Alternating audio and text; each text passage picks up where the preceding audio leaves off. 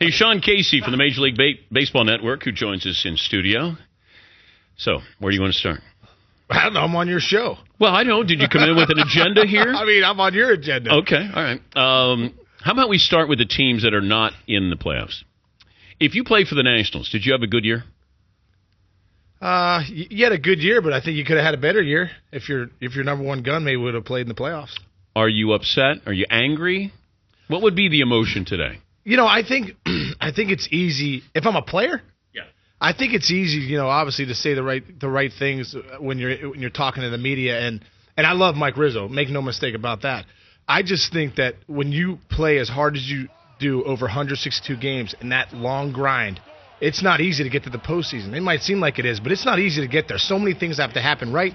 Guys, you have to be healthy. You have to play well all year long. You're in a tough division, and then you shut your number one starter down going into the postseason. If I'm a player and I have that chance to get into the postseason, I am a little upset. I might not say it publicly, but there's no doubt those guys are bothered by that. But do you think that the Nationals, if they had Steven Strasburg, it'd be a different situation? I totally do. I mean, look at the Tigers. You got Verlander Game 1 and Game 5. Okay, it went to Game 5. Yeah. And there goes Verlander. He's a shut-down pitcher. Steven Strasburg threw 159 innings, right close to 200 punch-outs. Stuff wins in the postseason. Great stuff wins. So if you had Strasburg come in Game 1 and Game 5, I like my chances of winning that series. Does it hurt the Nationals' reputation or Strasburg's? I mean, maybe a little bit of both. I have to think that, you know, obviously Mike Rizzo is going to take a hit for doing that. I think they mismanaged it. Couldn't have been a way during the season to somehow maybe skip them a start a month or something like that, where you said, okay, listen, now you got 5-6 starts come postseason time, and we have you now. But it just seems like and if I'm Steven Strasburg, I'm going down swinging saying no. I mean, you draft guys to win championships. You don't draft guys looking to say, hey, we hope you have a great career. You draft guys that say, hey, listen, we want to win the World Championship. But there were two different agendas here. Mm-hmm. It's the National season and Steven Strasburg's season. Right. They should have coincided. That was my problem with this. Right. And he's the number one starter. Yes. So I could still have a season. We hope to make the playoffs. But this guy will be there with us. Best case scenario, he's there with us in the postseason. Right. I just think it's going to be – I think if I'm a National fan, I'd be disappointed. Yeah. And part of me would be angry because I said there's no guarantees. Yep. And if you don't make it to the NLCS, I think it's been a disappointing season. You were the best team in the National League all year long, and you go into the postseason, and I think there's an empty feeling today. There's no guarantees. I remember my second year in the big leagues with the Reds. We win 96 games, go to that one-game playoff against the Mets. Al Leiter, unbelievable. I work with Al at MLB Network. I still want to punch him in the face every now and then for beating us in that one-game playoff. And I thought to myself, 25-year-old young kid, hey, we'll be back next year. This is going to be great. Well, I didn't get back to the postseason until I went to the Tigers, 8 years later. So, and I played with a lot of guys that played 14, 15 years in the big leagues that never played one day in the postseason. So there's no guarantees in this sport. He's Sean Casey from the Major League Baseball Network. MLB Tonight will air live before and after every postseason game. MLB Network, available DirecTV, Channel 213. The Yankees struggles. They're down 0-2, and now without Jeter and without Mariano Rivera. We were wondering, when was the last time the Yankees were without these two in the postseason? Was that early 90s, Seton? 1981, actually, is the last time they were in the postseason without both of them. Jeter missed 95, but Mo was there. 1981? Yeah. Wow.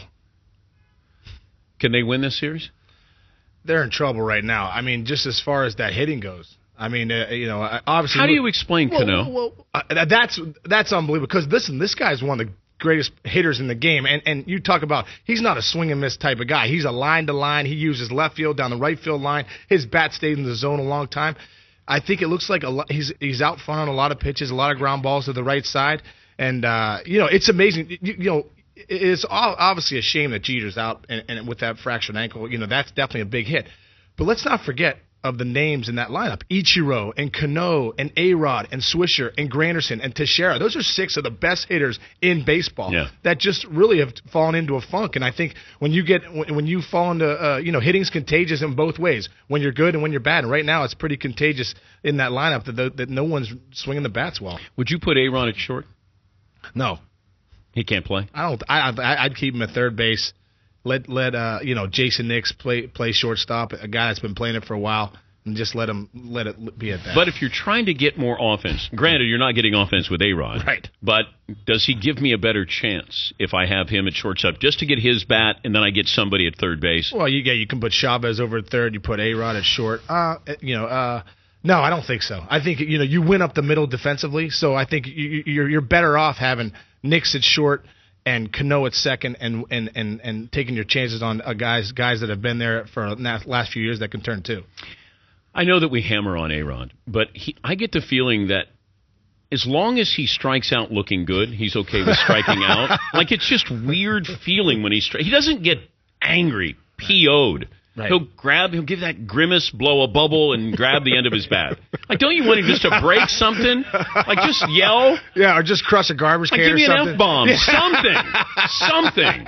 Yeah, well, I think he's obviously the Yankee fans have let him know when he strikes out and walks off, and that's just the way different guys deal with different things, and that's the way A-Rod kind of deals with punching out. He just more calm than maybe you would, Danny. With maybe you drop a couple F-bombs and crush a garbage can or something. Yeah, but he always just seems like he's okay. Yeah, man, I almost just missed that pitch. I almost hit that.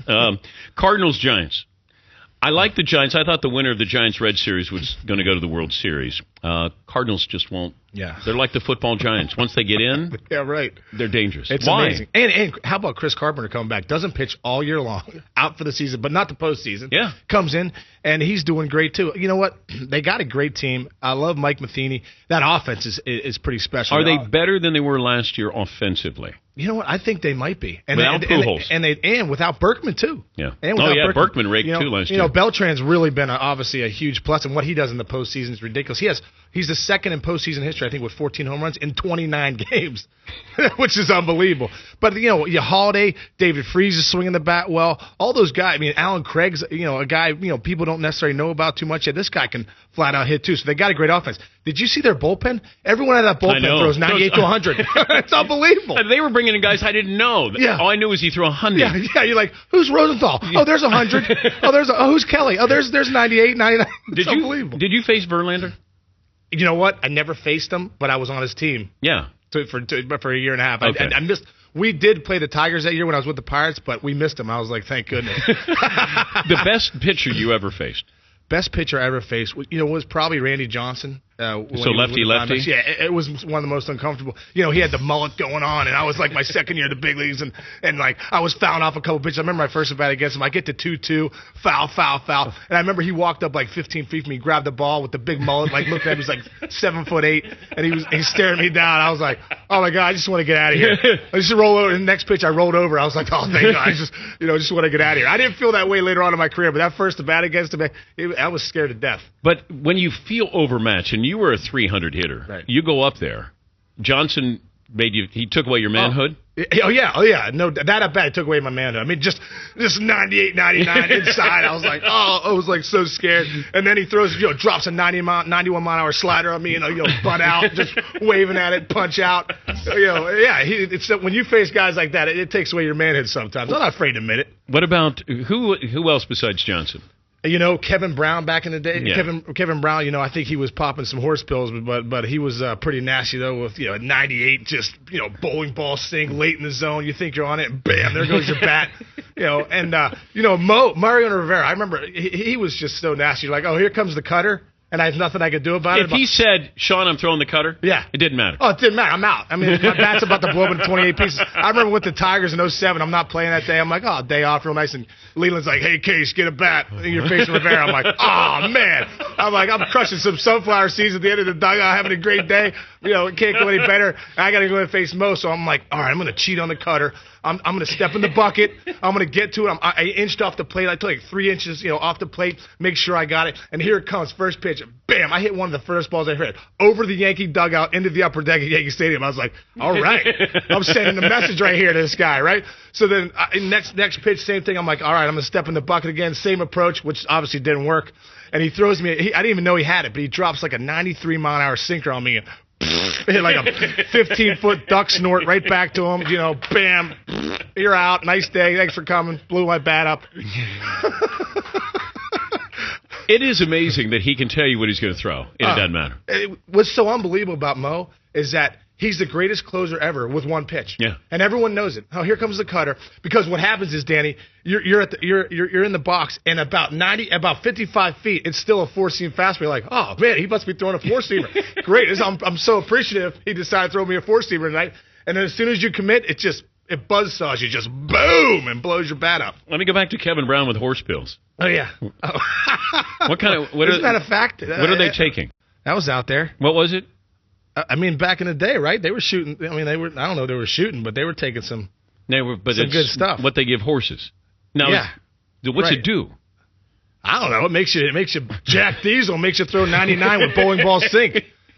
Were you ever offered steroids? You know what? I never was. And what's so funny about it is, looking back, I think I remember when it started first coming out. I think it was 2003. You start getting the questions, and I'm like, oh man, it's not a problem. I'm like, if any, there may be a couple guys taking it, but I think the guys that didn't take it didn't know the guys were taking it, and the guys that were taking it all knew who were taking it. You know what I mean? It was one of those deals. Like, I remember talking to a couple guys that were doing some stuff, and they were like, and they would talk and say, hey, they all knew who was taking it, but the guys that weren't, I had no idea, and I almost feel like an idiot now, like looking back. But if you had the choice, if it meant you were going to play in the majors or not, yeah, what would you do? I mean, you know what? I wouldn't have, because I don't know if my dad beat me down like, you got your whole life to live. You can't do that. You can't do the steroid bit my whole life. But I never was tempted to take them. If anyone needed them, I probably needed them, like maybe a little bit more speed or something out there, like maybe a couple more bombs here and there. But like, I never was tempted to take them ever. I felt like, I can go out there on my ability. I had success in the big leagues, and I was never tempted to take them. I can see. The other argument is, I can see if I'm a fringe player. Oh yeah. And it's the matter of, hey, going home. Other guys are taking it, and that moral issue of, I either go home and not take them, and then I'm not good enough, or I take them and take a chance of whatever ramifications there are, and I end up making the big leagues. You can see that argument. But do you want to hang out? We got Jason Aldean coming. You know what? I was listening to some Jason Aldean this morning. You're a big fan. I love Jason Aldean. Yeah, he'll be in coming up next hour. We'll come back with Sean Casey, Major League Baseball Network. We'll give you our best and worst of the weekend. Do you have a best and worst of the weekend you can come up with? Yeah. All right. Yeah, I can. MLB Tonight will air live before and after every postseason game. MLB Network, available on DirecTV Channel 213.